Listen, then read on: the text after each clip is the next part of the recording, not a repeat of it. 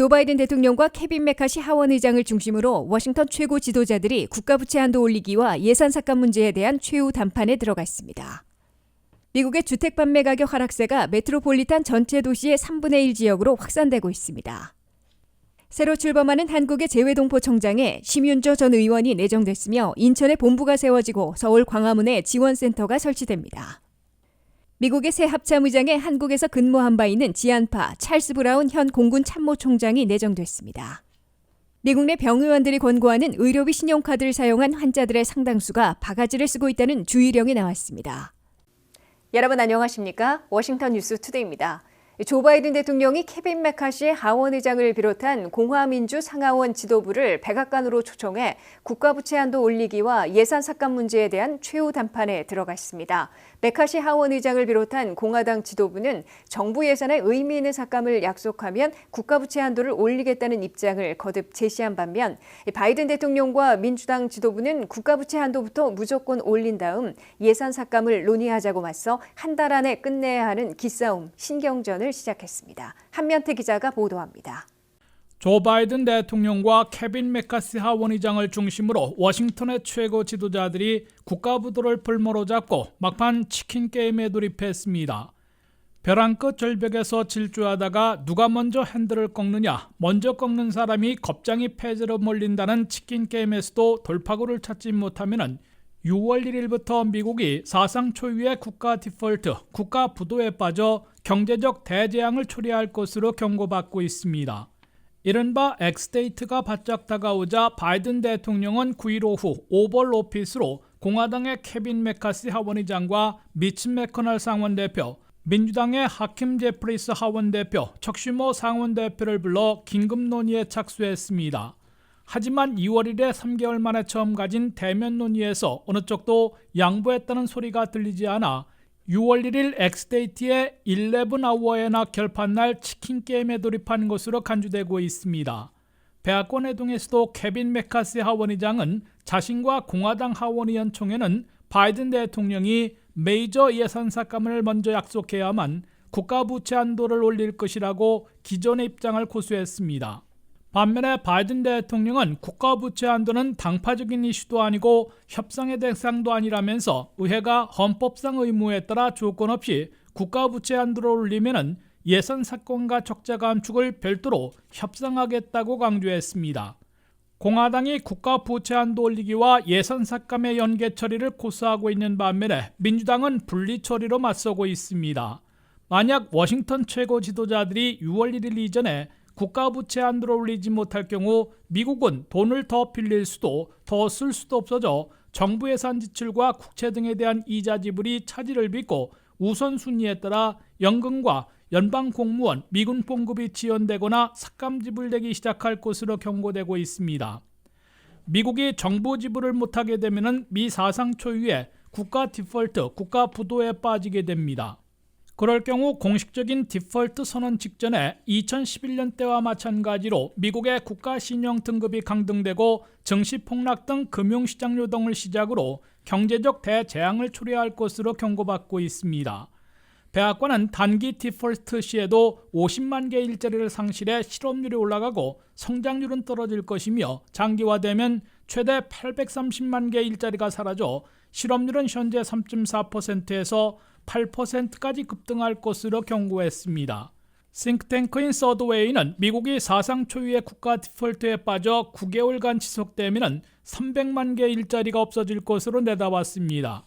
특히 주가는 최소 20%, 많게는 43%까지 폭락해 미국민들의 자산이 10조 달러나 증발하고 401k 은퇴저축에서 1인당 2만 달러씩 날아갈 것으로 경고했습니다.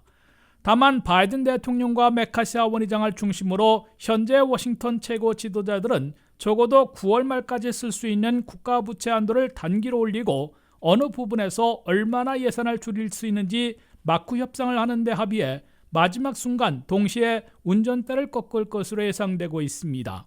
WKTV 뉴스 한면택입니다. 미국 주택 판매 가격 하락세가 메트로폴리탄 도시 전체의 3분의 1 지역으로 확산되고 있는 것으로 나타났습니다. 집값 하락은 서부에서 시작돼 남부 지역 일부 대도시로 퍼지고 있으며 동북부와 동남부, 중서부도 흔들리고 있습니다. 안혜린 기자가 보도합니다.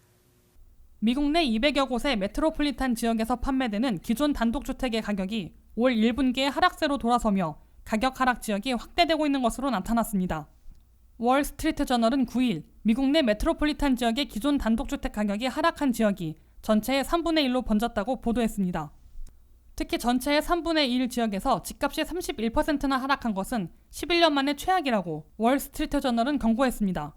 전국 부동산인협회는 아직 221곳의 메트로폴리탄 지역 중에서 70%나 되는 152곳은 집값이 전년에 비해 올라 있다고 강조했으나 월스트리트 저널은 하락세로 돌아선 지역이 올 1분기에 전체의 3분의 1로 번진 것이라고 경고했습니다. 올 1분기에 판매된 기존 단독주택의 중위 가격은 37만 1,200달러로 1년 전에 비해 0.2% 떨어졌습니다. 전분기인 지난해 4분기에는 4% 올랐었는데 올 들어 1분기에는 하락세로 돌아선 겁니다. 미국 내 주택가격은 현재 지역별로 둘로 분리돼 있습니다. 팬데믹 기간 중 지나치게 올랐던 서부 지역 집값이 하락을 주도하고 있고 점차 확산되고 있는 추세입니다.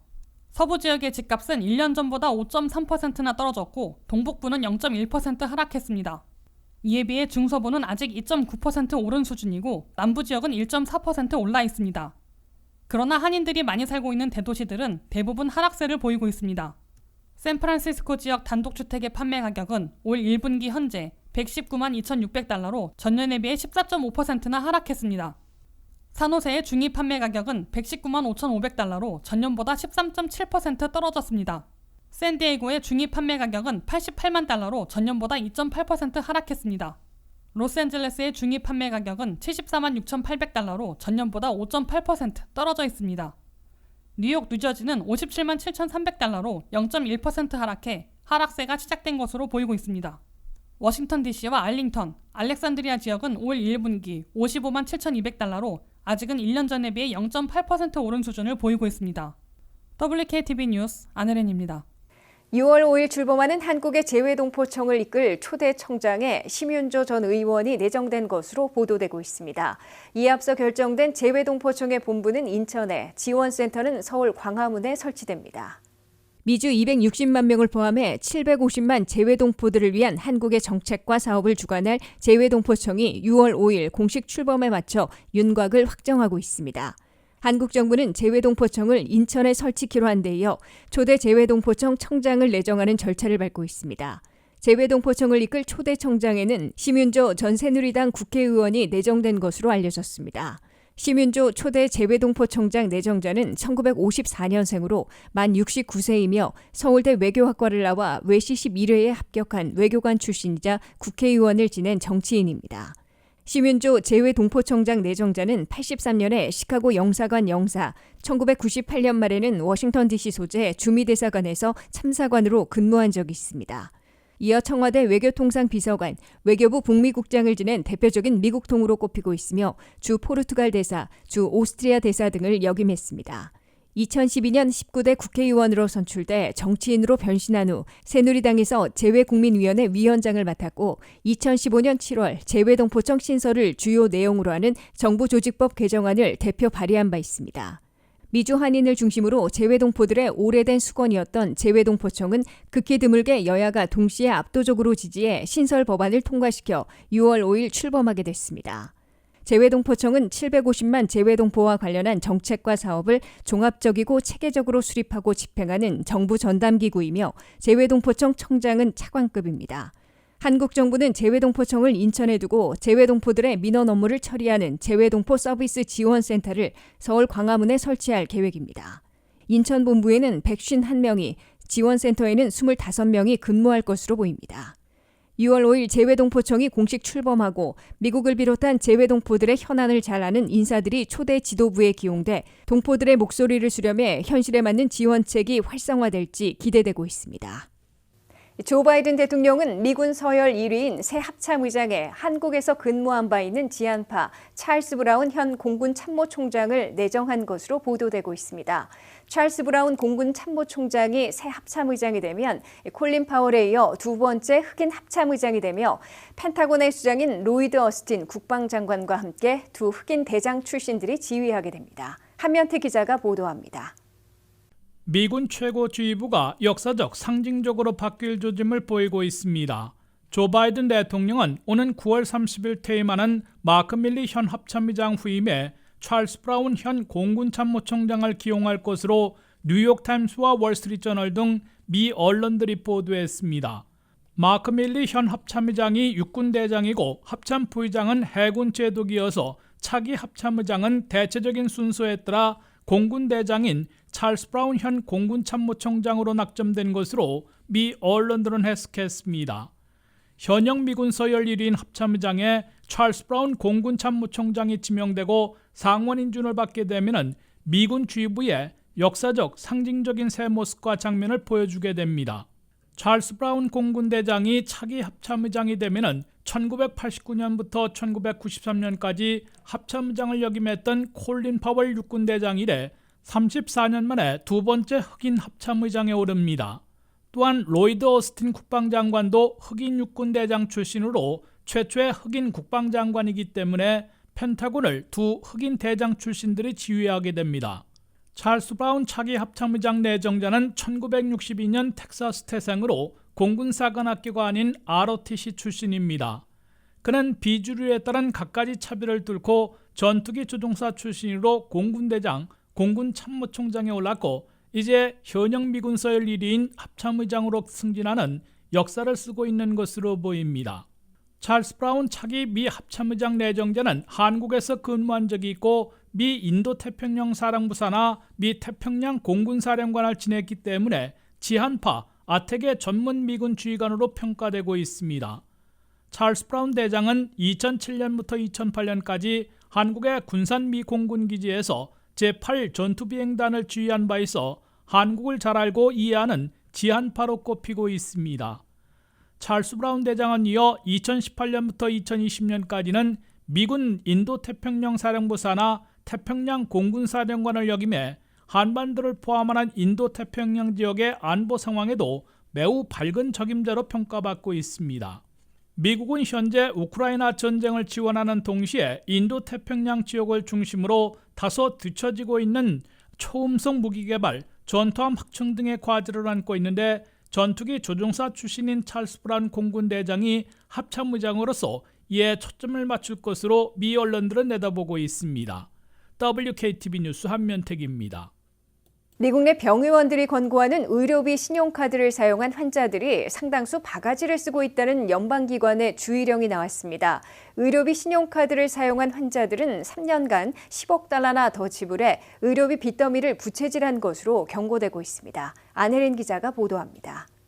미국 내 병원이나 의원, 닥터오피스 등에서 환자들에게 권고되는 의료비 신용카드들이 의료진에게는 편리함을 주는 대신 환자들에게는 상당수 의료비를 더 물리고 있는 것으로 나타났다고 CBS 뉴스가 9일 보도했습니다.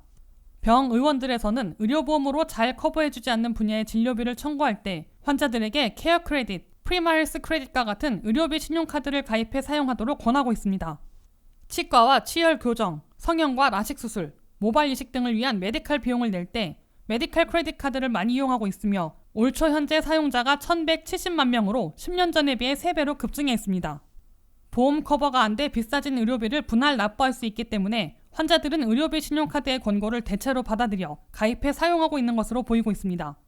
그러나 메디칼 크레딧 카드 사용자들은 자칫하면 일반 신용카드보다 더 많이 의료비를 지불해 사실상 바가지를 쓰게 되고 의료비 더미를 부채질하는 결과를 빚고 있다고 CFPB, 즉 연방소비자금융보호국이 경고했습니다. 연방소비자금융보호국은 2018년부터 2020년까지 3년간 3대 메디칼 크레딧 카드를 사용한 환자들은 의료비로 10억 달러나 더 지불한 것으로 추산된다고 밝혔습니다.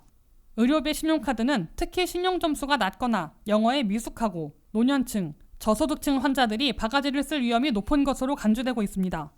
병원이나 의사들은 의료비 신용카드를 사용해 환자들이 치료비를 납부할 경우 카드사들이 수수료를 떼고 선금으로 지급해주고 있어 환자들과 실랑이하거나 직접 청구해 받아내고 심지어는 떼이는 행정, 재정상 부담을 크게 줄이게 됩니다.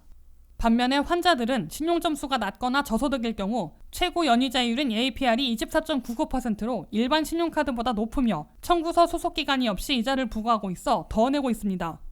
게다가 일정 기간 안에 의료비를 전액 완불하지 못하면 연기시켜준 이자도 한꺼번에 부과당하고 있습니다. 연방소비자금융보호국은 이 메디컬 크레딧 카드를 사용하려면 계약서상에 있는 이자율과 조건 등을 면밀히 검토해야 하는데 영어에 미숙한 이민자들이거나 노년층, 저소득자들이 주로 피해를 입고 있다고 지적했습니다. 연방소비자금융보호국은 이 같은 피해를 최소화하려면 병의원이나 닥터필스의 진료비를 무이자로 분할 납부할 수 있는지를 질문해 무이자 분할 납부를 활용하라고 권했습니다. 특히 이노바와 같은 비영리 대형 병원들은 면세 혜택 지위를 유지하기 위해 체리티 구호기구에 준하는 할인 수가로 의료비를 환자들에게 오퍼하도록 돼 있어 반드시 이 프로그램을 이용하라고 권고했습니다. WKTV 뉴스 안혜린입니다. 이상으로 워싱턴 뉴스투데이를 마치겠습니다. 시청해주신 여러분 고맙습니다.